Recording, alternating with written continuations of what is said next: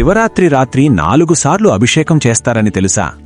అది కేవలం సంప్రదాయం కాదు, అది మన జీవితానికి ఒక గూఢమైన మ్యాప్.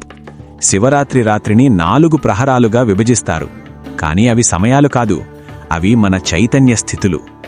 మొదటి ప్రహరం జాగ్రత్త, మన కళ్ళు తెరిచి చూస్తున్న ప్రపంచం. అహంకారం, ఆశలు, భయాలు అన్నీ ఇక్కడే. రెండవ ప్రహరం స్వప్నం, మన కలలు, మన ఊహలు, నిజం కాదుగాని మనసుకు నిజంలా అనిపించే లోకం. మూడవ ప్రహరం సుషుప్తి, లోతైన నిద్ర. ఇక్కడ పేరు లేదు, రూపం లేదు, అహంకారం లేదు, కేవలం శాంతి. కాని 4వ ప్రహరం, అది మాటల్లో చెప్పలేనిది, తురీయ, శుద్ధ చైతన్యం, నిశ్శబ్ద ఆనందం. అందుకే శివుణ్ణి మహాకాళ అంటారు, కాలాన్ని దాటిన సాక్షి.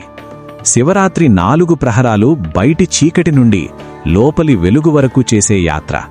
ఈ రాత్రి దేవుడి కోసం కాదు, మనలో ఉన్న శివత్వాన్ని మేల్కొల్పడానికి.